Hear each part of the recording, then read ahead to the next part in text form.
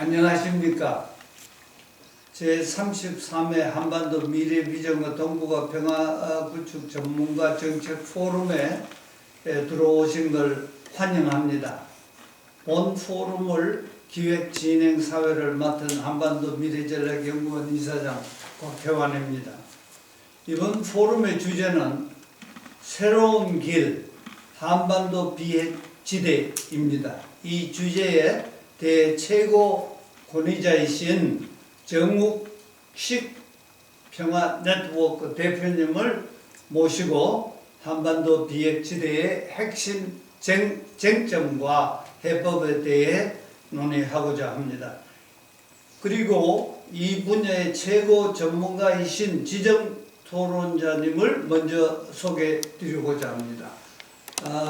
좌석 저희 오른쪽부터 소개해 드립니다.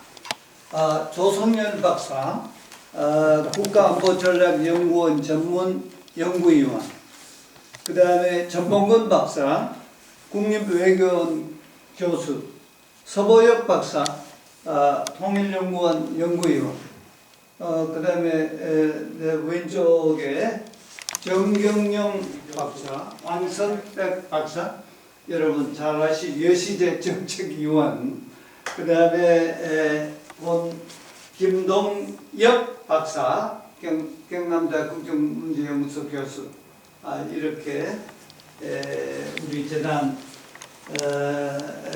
그 6명의 전문가들이 지정 토론을 하게 됩니다. 그리고 우리 글로벌 피스 재단의 그리고 우리 연구원의 실무팀을 소개합니다. 그 다음에 우리 라인길 사무총장 얼굴 한번 띄워주시고, 그러면 지금부터 오늘의 발표자이신 평화네트워크 정욱식 대표를 소개합니다. 정 대표님에게 발표를 부탁드립니다. 네, 감사합니다. 귀한 자리 불러주신 박혜환 교수님, 글로벌 피스 파운데이션에 감사의 말씀을 먼저 드립니다. 또 평소에 저한테 많은 가르침을 주신 이국분의 선생님들께서 제 부족한 발표에 대해서 또 토론하도록 이 자리에 모셔주셔서 더욱더 감사의 말씀을 드립니다. 저한테 주어진 시간이 40분인데요. 40분은 다 쓸 필요는 없을 것 같습니다. 오케이. 예, 이미 제가 보니까 그 토론문 작성하시는 과정에서 발전을 다 보신 거기 때문에 제가 이렇게 핵심적인 내용만 좀 말씀을 드리고 오히려 좀 토론 시간을 많이 확보하는 게 좋지 않을까라는 생각이 들어서 핵심적인 요즘은 쉽게 동영상 오디언스를 위해서 네. 말씀을 해주시면. 제가 비핵지대 영어로 말씀드리면 뉴클리어 웨폰 프리존에 관해서 처음 접했던 때는 제가 2000년 9월달에 평화네트워크를 만든 지 한 1년 정도 지나서 그때 스웨덴 uppsala에서 그 세계 비핵지대 회의가 있었습니다.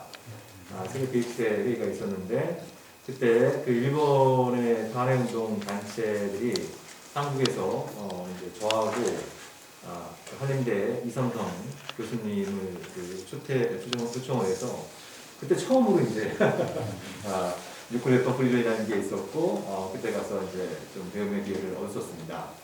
그리고 나서 이제 일본의 그 피스데포, 피스보트를 중심으로 한 단체들과 같이 그 동북아 비핵지대, 그 동북아 비핵지대는 그 히로미치 우에바이 선생님이 그 중심이 돼서 제안했던 내용은 3+3 아니었습니다. 그러니까 당시 비핵 국가였던 남북한과 일본이 지대 내 국가로 비핵지대 조약을 체결하고 미국, 중국, 러시아 이 주변 세 나라가 지대 외이지만 이 본조약에 참여하는 그런 3+3 안을 제안을 하셨고 그 내용 기초에서 2005년도에 동북아 비핵지대라는 책을 한국과 일본에서 공동으로 좀 출판도 하기로 했었습니다.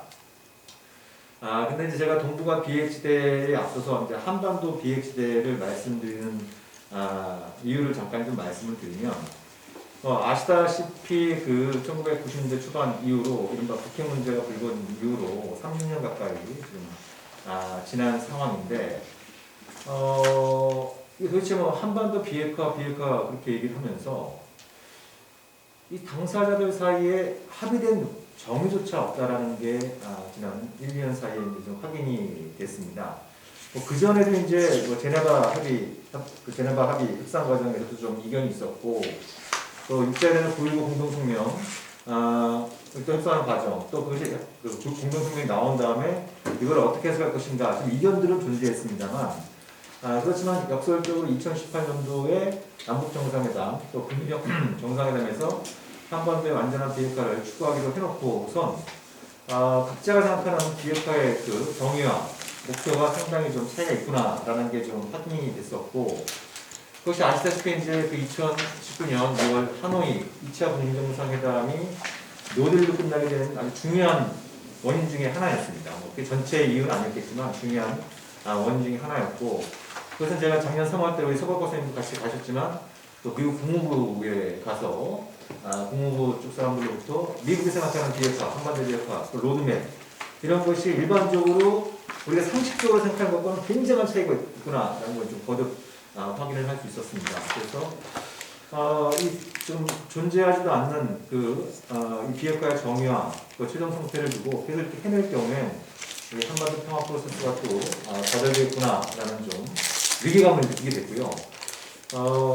그래서 이제 제가 이제 아까 말씀드린 것처럼 평화운동을 처음 시작하고 접했던 이 비핵시대라는 것을 한번 한반도 핵 문제 해법으로 검토해보면 어떻겠는가라는 생각을 좀 갖게 됐습니다.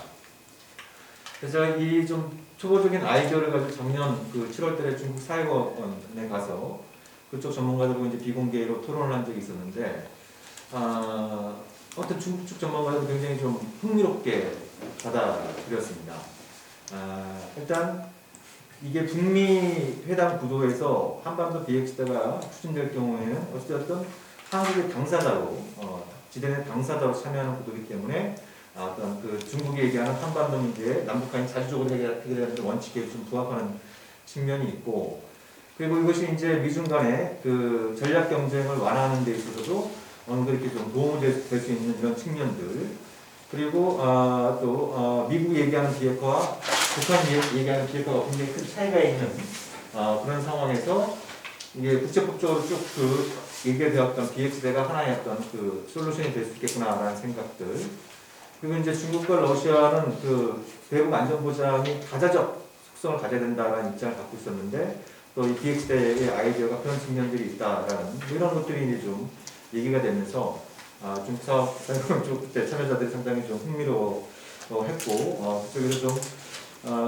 내용을 좀 잘 정리가 될 경우에 뭐 중국 쪽에서 좀 이렇게 뭐 출판 형식이 어떤 형식에서 좀 해보고 싶다 이렇게 이런 좀 제안을 줘서, 그래서 이제 제가 국내에 돌아와서 제가 아까 우리 나총장님이 보여주셨던 한반도의 길 왜 비핵시대인가 책을 쓰게 됐습니다.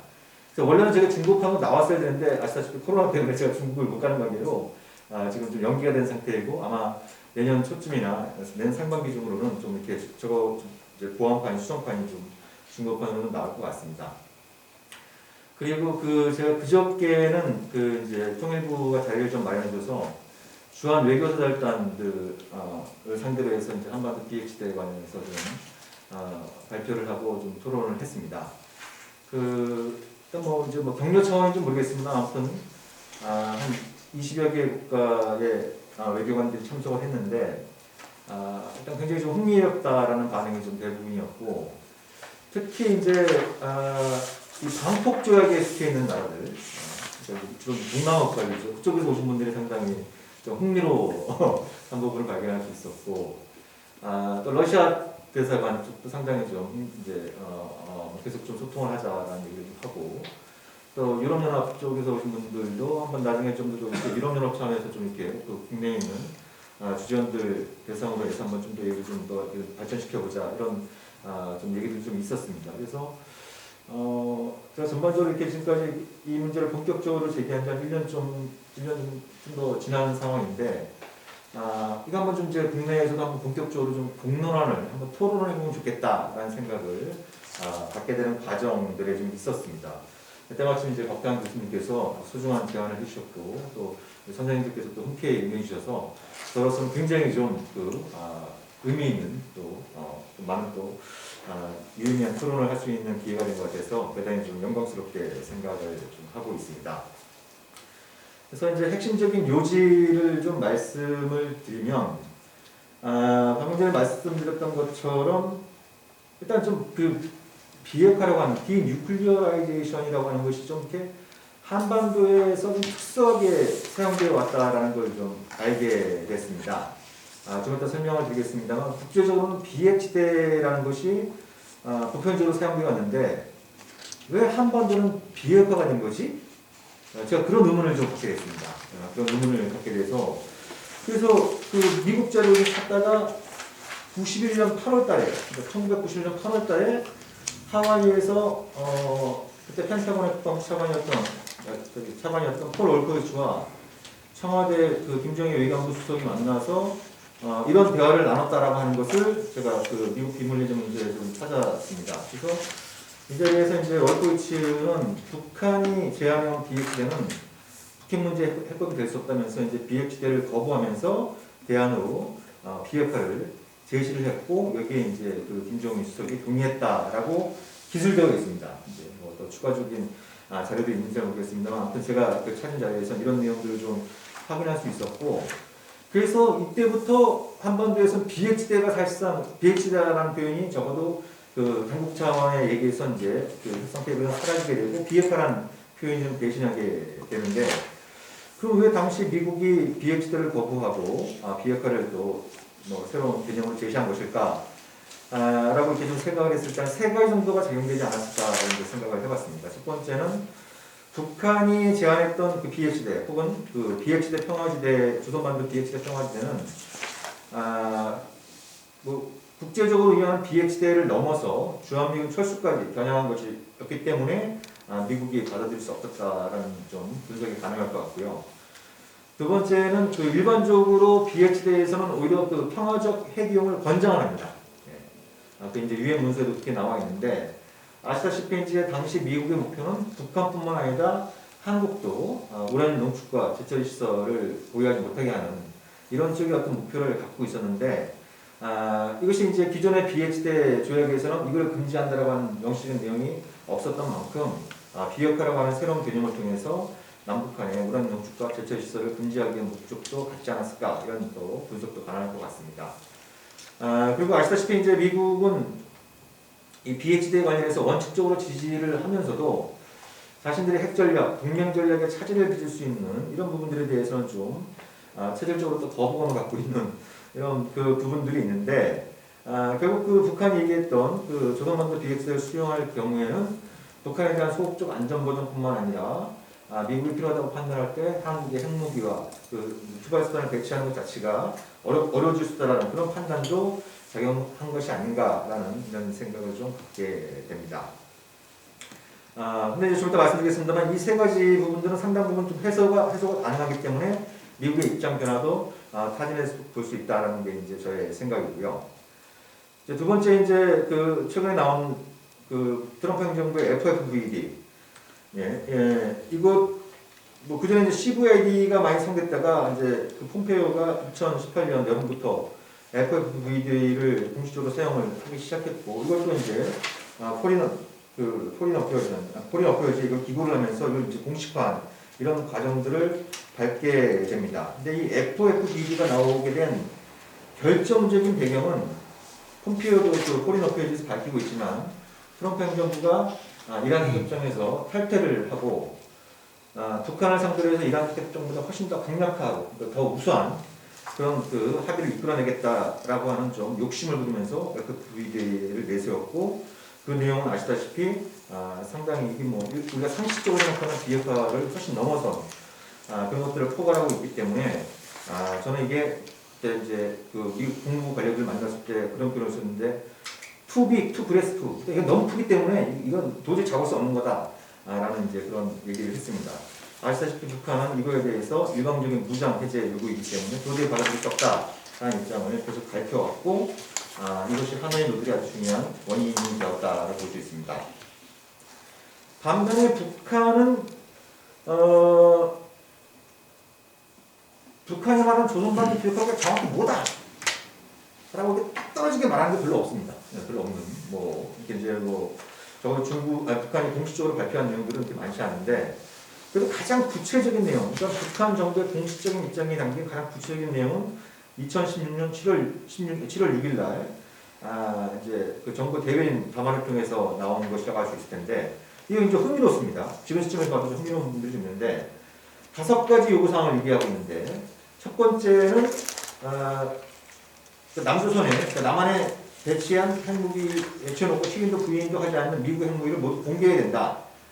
두 번째는 그 모든 핵무기와 그 기술을 철폐하고 세계에서 앞에 검증받아야 된다.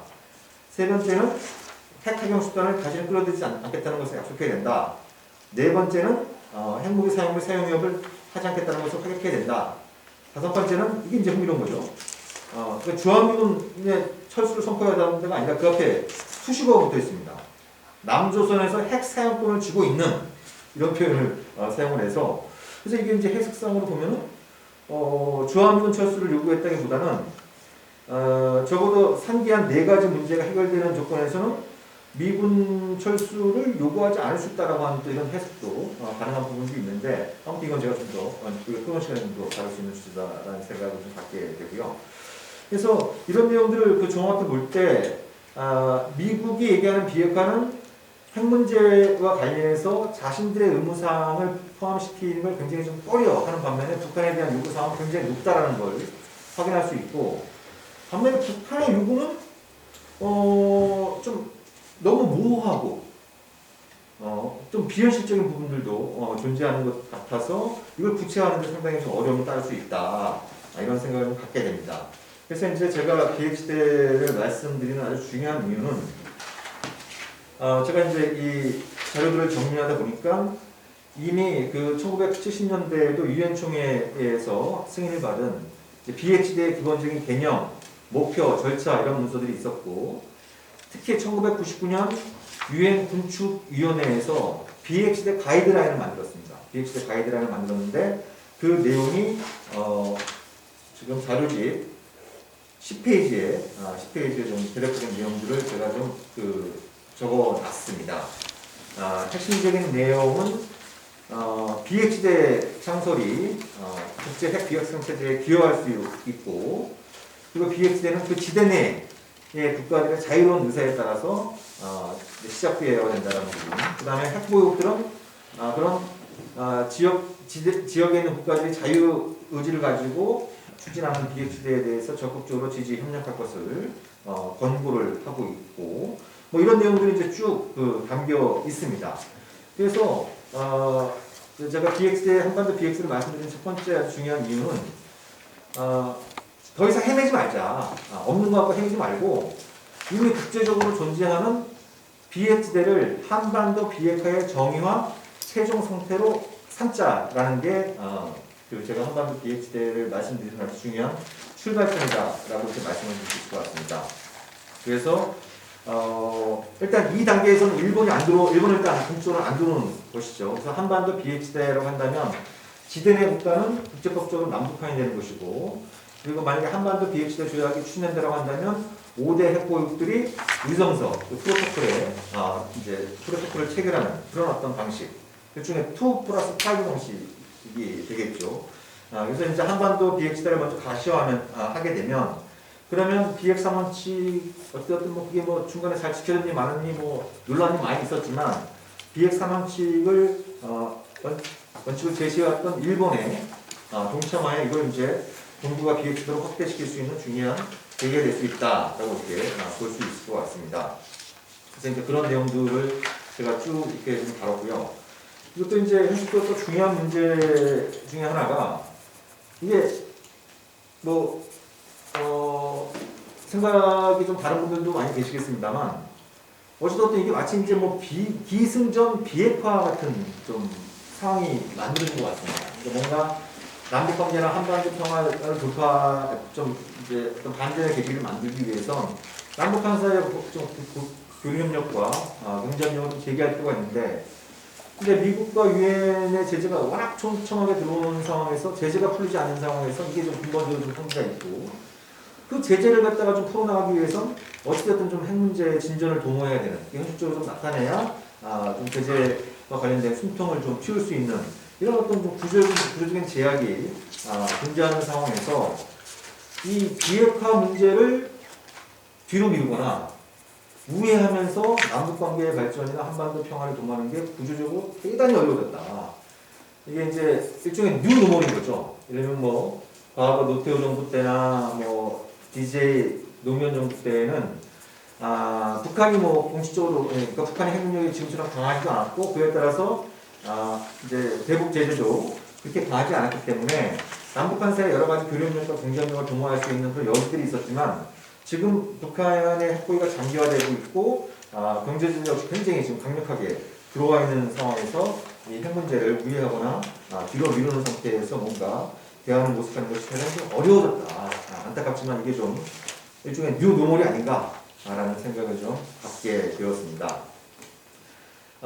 그래서 뭐 이제 제가 기본적으로 이제 생각하는 부분은 그 스타팅 포인트, 그 출발점은 주요 당사자들이 한반도 비핵화를 정의한 목표로 비핵지대, 그러니까 유엔 군축위원회에서 1999년대에 만든 그 가이드라인에 기초하는 비핵지대를 한반도 비핵화의 정의한 목표로 삼자라는 것을 이제 합의를 하는 것이 이제 출발점이 되는 것이고, 종착지는 도착점은 그 조약과 의정서를 체결하는, 이제 이렇게 상정했을 때 한 3단계 정도의 단계적인 또 이제 좀 복합적인 방식을 우리가 구성해 볼 수 있지 않을까 하는 생각이 든 겁니다. 이제 이런 합의를 대전제할 때 1단계에서는 중요한 것은 이제 북한의 핵 능력 가운데 핵물질 생산 능력을 제거하는, 폐기하는, 이제 거기에 좀 초점을 맞추고, 그리고 이거에 대한 핵심적인 사항 조치는 경제제, 특히 이제 북한 그 민생과 관련된 경제제를 폐지하는 이런 쪽에 이제 좀 구성물을 만들어 볼 수 있고, 그리고 1단계에서는 이것이 이제 뭐 좀 이따 토론 과정에서 나오겠습니다만 또 이제 핵심고 문제, 검증 문제가 굉장히 까다로운데 북한이 과거에 육제회담할 때 그 국제 기준의 검증을 거부했던 하면서 내세웠던 가장 큰 논리 중에 하나가 교전 상태에 있는데 어떻게 적대국한테 그런 시설들을 다 깔 수 있느냐 이런 것들이지 않았습니까? 그렇기 때문에 그 정전 체제를 평화 체제로 전환하는 이 과정을 만들어내지 않으면 핵심고나 검증 문제도 돌파하기 대단히 어렵다. 그래서 1단계에서 중요한 것은 또 하나의 중요한 어떤 합의 사항이 되어야 될 지점은 한반도 평화협정 협상 개시입니다. 제가 생각하는 종전선언보다 평화협정 협상 개시가 훨씬 더 그 실용적이다라고 이제 생각을 하는데 그걸 한 1단계 정도 구성해 볼 수 있을 것이고요. 2단계에서는 그러니까 1단계가 북핵 능력을 볼 때 핵물질 제거의 이제 생산 능력을 제거하는 데 포커스가 맞았다고 한다면 2단계에서는 북한이 갖고 있는 핵물질의 처리와 이제 핵무기를 부분적으로 예를 들면 뭐 3분의 1에서 한 50% 정도 폐기하는 이것을 핵심적인 골자로 하고 이거에 대한 핵심적인 상황 조치로는 평화협정을 체결하는 이제 이런 어떤 이제 그 프로세스를 우리가 생각해 볼 수 있을 것 같고요. 3단계에서는 북한의 잔여 핵무기 그리고 핵무기와 직접적으로 연관된 탄도미사일의 폐기와 북미수교와 대북제재의 완전한 해제 또 남북 정상회담에서 합의했었던 경제권 추진의 본격화 이런 내용들을 갖다가 3단계에서 논의해 볼 수 있지 않을까 뭐 이런 이렇게 프로세스를 잡게 되면 그렇게 되면 아까 말씀드렸던 것처럼 출발점도 없고 도착지도 없는 그런 상태에서 지난 2년 동안 좀 이렇게 계속 좀 겉돌았던 한반도 비핵화 평화 협상에 좀 숨통을 칠 수 있는 그런 방법이 되지 않을까라는 생각을 갖게 됩니다. 그리고 또 전제가 되어야 될 거는 모르겠습니다. 제가 그저께 저 외교관들 중에서 뭐 아쉽게도 미국에서 가는 사람 안 왔더라고요.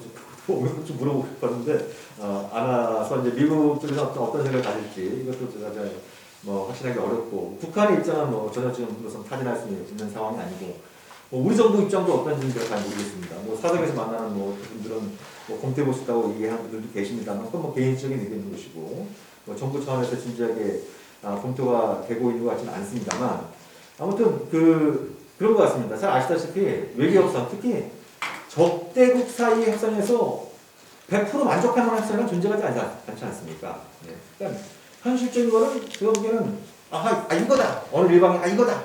이런 거는 오히려 상대방의 반발을 이제 야기할 수 있는 그런 아니기 때문에 약간 좀 불만은 있지만 뭔가 좀 이게 좀 곤란한 거 아니야? 이러면서도 다른 한편은 고려해 볼 수 있다. 한번 논의해 볼 수 있다라는 게 오히려 더 현실적으로 우리가 좀 추구할 수 있는 해법이라고 할 때 저는 그 한반도 BHD 안이 그런 측면에서 토론해볼 가치가 있다라고 생각을 합니다. 일단 그 미국이 만약에 이것이 좀 공론화됐을 때 미국 정부가 이거를 흔쾌히 수용할 것이냐? 제가 여기 뭔지 기억이 안 납니다. 어떤 스카 스나이더라고 그 양반을 좀 물어보니까 그 스카 스나이더 박사 얘기는 개인적으로는 굉장히 흥미로운 아이디어인데 이게 이렇게 좀 공론화되면 미국 정부는 굉장히 구체적인 내용을 요구하게 될 거다. 구체적인 내용을 요구하게 될 거다. 이런 어떤 그 코멘트를 준 적이 있습니다. 그리고 아시다시피 트럼프 행정부 때에는 그 핵무기를 안보 전략에 더더욱더 이제 핵심 요소로 삼아왔기 때문에 그런 어떤 상황들을 감안했을 때 적어도 트럼프 행정부가 비핵시대 제안을 흔쾌히 수용할 가능성은 좀 상대적으로 좀 낮아 보였습니다. 근데 아무튼 아시다시피 지금 바이든이 당선된 상황인데 그러면 바이든 행정부가 이 한반도 비핵시대 안을 한번 좀 진지하게 검토해볼 만한 매력적인 요소가 존재하는 건가? 라고 했을 때 일단 아까도 말씀드렸던 것처럼 그 1999년 유엔 군축위원회의 가이드라인 자체가 그 가이드라인을 만드는 과정에서 클린턴 행정부도 참여를 했었고 그 가이드라인은 유엔 총회 승인도 받았었습니다.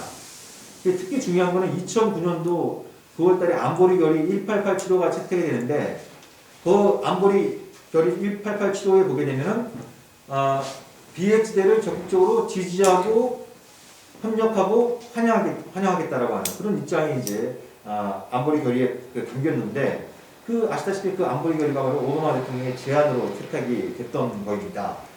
그리고 좀 얼떨결에 한 얘기인지 정말 제가 지금 설명드리는 뉴클리어 웨폰 프리존을 갖다 염두에 둔 건지 모르겠지만 지난 10월 20일 날 TV 토론회 때 바이든이 코리안 페니슬러 슈드비 뉴클리어 프리존 이렇게 얘기했습니다.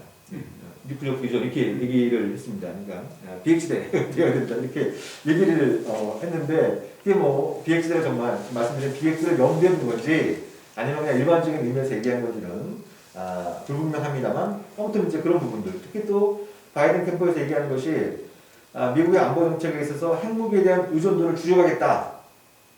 그리고 또 좀 트럼프 때 거의 이제 흐지부지된 비확산 또 트럼프가 탈퇴한 이란 협정에 이제 재가입하겠다는 의사를 표명을 하고 있어서 그래서 좀 더 이렇게 핵 비확산 쪽에도 많은 관심을 갖고 있을 가능성은 존재한다. 네, 그런 가능성은 존재한다라고 이렇게 좀 볼 수 있을 것 같습니다.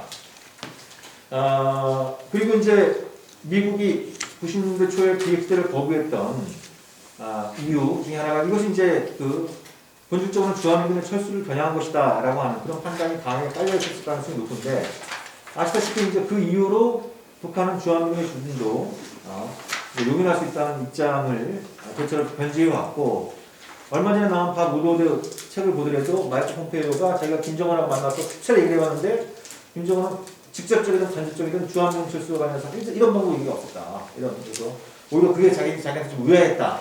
라고 이런 입장을 밝힌 거에서 알 수 있는 것처럼 이제 적어도 비핵지대와 주한미군 철수를 직접적으로 연결시킬 필요가 없어졌기 때문에 이것이 이제 미국이 좀 판단을 달리할 수 있는 하나의 지점이 될 수 있다고 보여지고요. 그리고 우리가 이제 한반도 비핵지대를 논의하게 되면 아주 중요한 문제가 우란 농축과 재처리 시설의 보유 문제가 될 텐데 이거는 이제 한반도 비핵화 공동선언에 이미 남북한이 보이지 않는다라고 합의를 한 상황이기 때문에 그 내용을 원용하면 된다라고 이렇게 저는 생각을 하고 있습니다. 그래서 특히 바이든 행정부가 전략적 인내로 후퇴할 것이냐 말 것이냐 여러 가지 얘기들이 많이 있는데 모르죠. 이제 가봐야 아는 건데 그것도 바이든 행정부가 자기들이 그렇게 하고 싶다고 해서 그렇게 되는 것도 아니고 뭐가 이제 뭐 한국이나 특히 이제 북한과의 상호적인 것이 나오는 그런 결과가 될 것이기 때문에 여러 가지 가능성을 우리가 점쳐볼 수 있을 텐데요. 일단 이제 바이든 행정부의 대북 정책을 우리가 생각할 때 가장 중요한 요소 중에 하나는 아마도 협상을 했을 때 이게 성공 가능성이 있을 것이냐, 협상을 했을 때 이게 성공 가능성이 있을 것이냐, 라고 하는 이 판단이 굉장히 중요할 텐데, 근데 아시다시피 미국 조야의 그 비핵화에 대한 회의론이 굉장히 팽배합니다. 그죠? 네, 회의론이 굉장히 팽배합니다. 그러니까 김정은이 절대로 핵을 포기하지 않을 것이다 라는 게 마치 이제 그 하나의 명제처럼 되고 있는 상황이니까, 그런 조건에서 뭔가 바이든 행정부가 적극적으로 대북 협상에 나설 동기는 그만큼 좀 약해질 가능성이 높겠죠. 그런 관점에서 볼 때 이 비핵시대라고 하는 것이 미국의 핵 전략, 동맹 전략의 일부 변화를 불가피하게 하는, 그러니까 미국 주류의 관점에서 볼 때는 그게 이제 단점이 될 수 있는 요소는 분명히 있겠지만, 이 비핵시대의 방안이 30년 동안 풀지 못해왔던 북핵 문제를 해결하는 데 있어서 유망한 요소를 품고 있다고 한다면 바이든 행정부가 비핵시대 안을 검토해볼 만한 여러 가지 동기는 있을 수 있다라고 이제 저는 생각을 합니다. 저는 해봐야 되겠지만, 예, 그런 부분이 있고요. 다음에 이제 그 북한은 어떨 거냐? 북한은 어떨 거냐? 아마 북한하고 한반도 비핵시대를 얘기를 해보면 하면 제일 먼저 나오는 반응이 그런 거 아니겠습니까? 뭐 예상해 보시는 반응은 도대체 미국을 어떻게 믿느냐? 미국 마음에 안 드는 뭐 체결한 적도 다 탈퇴 끌고 오는데 도대체 그럼 미국을 믿고 어떻게 이런 조약에 북한의 안보를 의존할 수 있겠느냐, 이런 어떤 얘기들이 나올 수 있을 텐데, 그럼에도 불구하고 이것이 지금까지 추구해왔던, 그리고 현재 논의되는 방법보다는 북한의 안전보장 측면에서 더 우월한 측면이 있다라고 이제 저는 생각을 합니다. 왜냐하면 이건 어찌됐든 첫 번째는 이제 리걸리 바인딩이고, 또 하나는 이제 이게 다자적인 속성을 갖고 있기 때문에, 그래서 제가 그저께 그 외교사절단들 대상으로 해서 쓴 표현이 그거였습니다. CVID나 FFVD가 아니라 MLBD로 가자, MLBD로. 그러니까 멀티레터럴 리걸리 바인딩 디뉴클리어레이션. 그러니까 다자적이고 법적인 구성력을 갖춘 비핵화, 이런 것 갖다 우리가 새로운 아이디어를 한번 좀 얘기를 해보자, 이렇게 얘기를 발표를 했었습니다만, 아무튼 그러니까 북한이 요구하는 미국의 대북 해결의 근원적인 해결이라고 하는 것이 너무나 모호한 부분들이 많이 있기 때문에, 현실적으로 법적 구성력을 갖추면서 이게 다자적인 안전보장 속성을 갖추고 있는 한반도 비핵시대 안이 북한을 하여금 좀 명예로운 선택을 가능하게 하는 측면도 있지 않을까, 이런 생각을 아울러 갖게 됩니다. 그래서 이제 끝으로 좀 뭐 여러 가지 현안들이 이게 이제 공론화되면 공론화될수록 악마는 디테일에 있다고, 구체적인 문제에 관련해서 뭐 여러 가지 충돌할 수 있는 지점들이 좀 많이 있을 것 같습니다. 이제 뭐 미국이 흔쾌히 이제 무조건적인 소극적 안전보장에 동의하겠느냐, 다른 비핵시대를 보더라도 이런 저런 조건들을 많이 다른 경우도 많이 있는데, 흔쾌히 소극적 안전보장에 동의하겠느냐, 이런 문제도 있을 수 있고, 그리고 그럼 도대체 우리가 한국적 예로 쭉 써왔던 해부사는 어떻게 되는 거냐? 해부사는 어떻게 되는 거냐? 만약에 해부사는 철수를 전제로 하는 거라고 한다면, 이게 국내 여러분 쪽에서 이제 굉장히 좀 반발이 심할 텐데, 그럼 이 문제는 또 어떻게 되는 것이냐? 뭐 이런 것도 우리가 생각해 볼 수가 있는 것이고, 그리고 뭐 또 미국 같은 경우에도 해당 행정부가 사인하더라도 이게 상원의 비준을 또 통과하는 것도 별개 문제지 않습니까? 지금 보더라도 5개의 비핵시대 중에 미국이 비준까지 완료한 게 하나인가 2개인가 정도밖에 안 되죠. 아직 비준이 안 된 것도 덜어 있기 때문에, 그런 문제들도 이제 현실적으로 존재하고, 그래서 구체적으로 들어가면 굉장히 좀 놀라운거리, 또 불분명한 부분들은 많이 있습니다만, 이제 그럼에도 불구하고 저는 한번 토론해볼 가치는 있다, 그런 생각을 가지면서 제 발제 말씀을 좀 마무리하도록 하겠습니다. 예, 감사합니다. 수고하셨습니다.